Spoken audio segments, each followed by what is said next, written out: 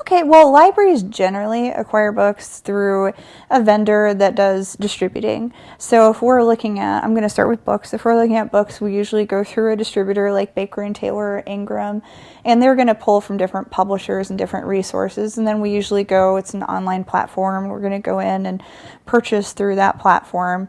Audiobooks are very similar. Sometimes we'll use the same book vendor. I mean, Baker and Taylor and Ingram both do audiobooks, so we can get some that way. Or then there's some that specifically focus on audiobooks, and we will sometimes go through those, like your Midwest Audio Collection, to get audiobooks.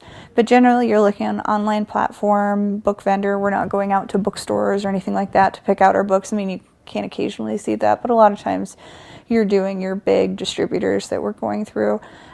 Children's books in particular, you can sometimes see different vendors will come out and actually go through books with librarians. They can see, especially those nonfiction series for children, because really the visual, the way it's laid out and just the look of it, what the information's like, that really tells the librarian whether or not, there could be, it's a book about bats and you might be able to see a review of the series, but really getting your hands on it and looking through it is going to tell you whether or not this is going to be a good book for, your collection, if this is what you're actually looking for. So with children's materials, you'll sometimes have those vendors come out and just kind of do previews of books with the librarians. We'll sometimes get advanced reader copies too that are sent in from not just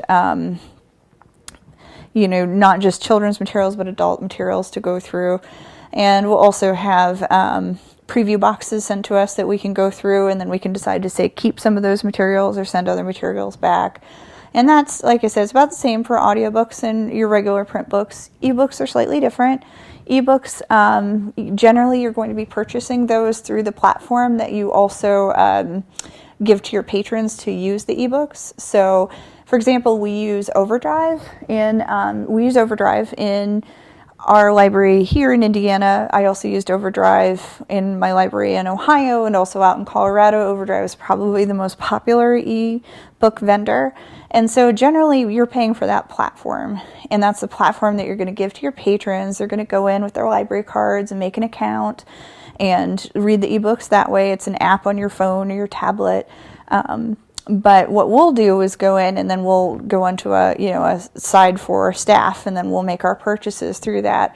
So a lot of times I've seen people ask, well, hey, can't you just purchase this ebook through Amazon? Or I've got my ebook on Amazon now, can you purchase it? We don't really have a way to take that ebook from Amazon and then give it out to our patrons, because it all happens to that platform. So we need books to be available through the platforms that we offer to our patrons in order for us to be able to distribute those materials.